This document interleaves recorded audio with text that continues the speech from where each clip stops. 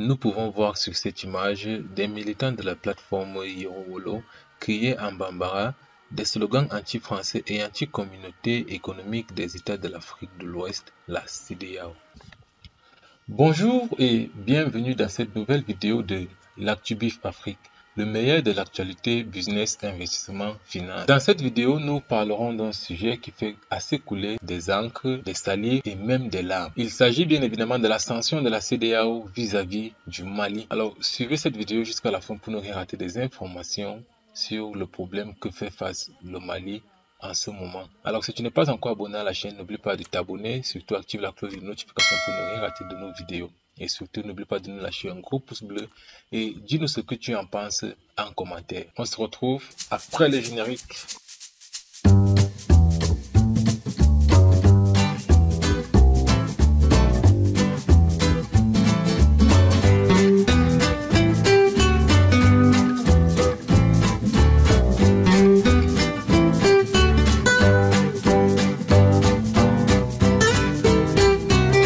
Économique des États de l'Afrique de l'Ouest ont annoncé une lourde sanction contre le Mali en réponse au retard de la tenue des élections après une transition d'une durée de plus de 18 mois déjà. Le gouvernement du colonel malien Assimi Goïta, qui a pris le pouvoir en 2020 par un coup d'État, a proposé en décembre 2021 une période de transition allant à 5 ans désormais, car dit-il, la tenue des élections est de plus en plus difficile à cause de l'insécurité chronique qui mine actuellement le Mali. Et il serait donc impossible de tenir des élections dans une telle insécurité. Alors parlons à présent des sanctions prises par la CEDEAO vis-à-vis du Mali.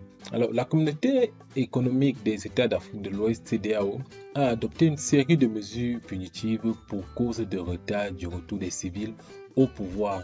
Alors, la situation est extrêmement préoccupante pour certains transporteurs qui sont bloqués aux frontières et craignent la perte des marchandises. Parmi les sanctions, nous pouvons donc citer la fermeture des frontières entre le Mali et les États membres de la CEDEAO. Nous pouvons également citer le gel des avoirs des Maliens au sein de la Banque centrale des États d'Afrique de l'Ouest, la BCAO, la suspension du Mali de toute aide financière, la suspension du Mali de toute aide financière des institutions financières de la CEDEAO, mais aussi la suspension des transactions avec Bamako, à l'exception des produits médicaux et des produits de première nécessité.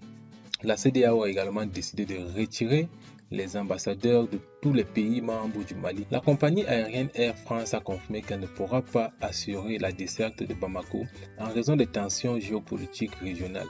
Aujourd'hui, le Mali fait face à des défis encore profonds liés à l'instabilité politique, économique, sociale, sécuritaire du pays de la région du Sahel. Alors, malgré toutes ces sanctions prises par CEDEAO, la Guinée reste solitaire à sa république sœur qui est le Mali. Alors, le Mali peut compter sur le soutien de la Guinée, dirigée elle-même par une junte militaire. Dans un communiqué du soir du lundi 10 janvier sur les antennes de la télévision nationale, les autorités guinéennes ont fait savoir que les frontières du pays restaient ouvertes au Mali.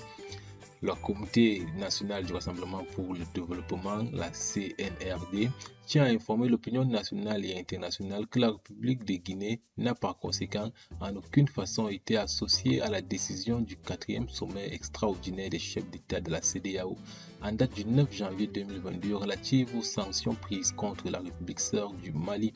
En conséquence, la CNRD réaffirme que les frontières aériennes, terrestres et maritimes de la République de la Guinée restent toujours ouvertes à tous les pays frères conformément à sa vision panafricaniste, a déclaré le lieutenant-colonel Aminata Diallo, porte-parole du CNRD. La décision de la junte guinéenne de rester solitaire avec son voisin a suscité des réactions mitigées. Nombreux sont ceux qui pensent, explique Makene Bamba, que la Guinée a bien agi puisque le pays reste pour le moment suspendu des instances de l'organisation sous-régionale. Conakry est donc en droit de ne pas soumettre aux nouvelles décisions de la CEDEAO. La presque totalité des leaders politiques consultés ont une position unanime pour eux. La décision de la Guinée est légitime, précise Makene Bamba. Faya Limuno du Bloc libéral dit que la Guinée ne peut appliquer une décision à laquelle elle n'a pas été associée, ajoutant que la CEDEAO ne devrait pas prendre de mesures contre le Mali, un pays qui fait déjà face à un défi sécuritaire. D'autres ne comprennent même pas pourquoi le gouvernement du colonel Mamadi Mamadi Doumbouya de la Guinée a agi de manière tranchée. Il estime que Conakry ne doit pas se départir des décisions de la CEDEAO. Même si elle est suspendue, la Guinée reste membre fondateur de la CEDEAO.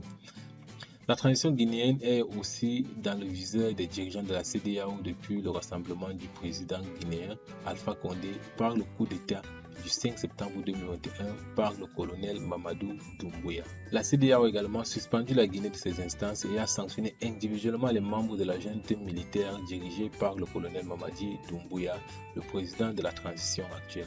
La Guinée et le Mali sont séparés d'une frontière de 858 km délimitée lors de la colonisation par les Français. Les deux nations ont été qualifiées de deux poumons d'un même corps. Nous pouvons donc comprendre pourquoi est-ce que la Guinée n'est pas d'accord avec les sanctions prises par la CEDEAO et qu'elle ouvre grandement ses frontières au Mali en particulier et en général à tous les États africains.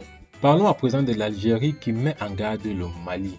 Alors, Alger souhaite ainsi attirer l'attention des dirigeants militaires au Mali sur les probables conséquences politiques, sécuritaires et économiques d'une longue transition. Selon le chef d'État algérien, une transition d'une durée de 12 à 16 mois était raisonnable et justifiable.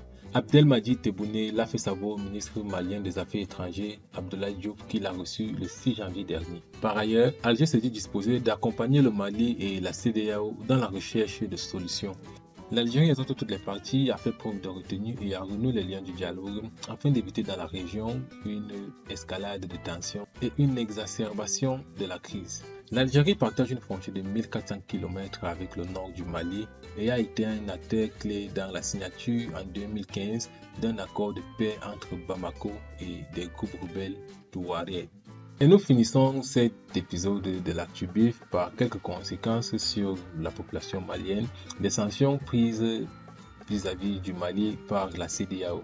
Depuis la fermeture des frontières de la CEDEAO, le trafic est perturbé entre le Mali et les pays voisins. Alors que certains bus sont décidés de rester dans la gare, d'autres se rendent dans les frontières avec des passagers qui traversent illégalement les frontières. Issaka Souaré, enseignant-chercheur dans une université à Conakry, considère que la confrontation n'est pas la solution et que l'organisation sous-régionale devrait trouver des solutions alternatives plus raisonnables face à la situation. Du point de vue malien, ces sanctions lourdes et très dures sont associées d'un jugement sur leur légitimité, voire leur bonne foi, ajoutant que si ce sont les autorités qui sont ciblées, les populations vont certainement être frappées.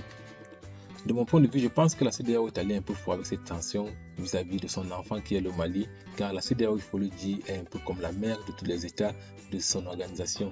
Alors, on devrait peut-être donner plus de temps et surtout que les populations ne sont pas d'accord avec ces sanctions. Les populations se sentent à l'aise et on peut voir la manifestation massive qui s'est faite après la déclaration de ces sanctions. Donc je pense que la CEDEAO devrait un peu revoir ces sanctions qui sont un peu difficiles, qui sont un peu très dures à assumer par le Mali et laisser les Maliens eux-mêmes gérer leurs propres palabres, comme les Ivoiriens disent souvent. De plus, quel problème a-t-on avec le fait que les militaires soient au pouvoir? Nous pouvons voir les plus grandes nations sont construites avec des militaires au pouvoir. Nous pouvons voir la Libye du colonel Kadhafi, aujourd'hui qui n'est plus là. Voyons ce que la Libye est devenue. Même la France est construite avec un militaire en tête qui est le général de Gaulle. Il faut le dire, c'est l'une des figures qui a contribué à la construction de la France et fait d'elle ce qu'elle est aujourd'hui. Alors que la CEDEAO voit un peu les sanctions qu'elles ont appliquées vis-à-vis du Mali et qu'on les laisse comme des grandes personnes gérer leurs propres problèmes. Alors j'espère que vous avez aimé la vidéo. Laissez-nous en commentaire votre point de vue face à cette situation. Surtout n'oubliez pas de liker et de partager la vidéo au maximum. Et on se dit à la prochaine.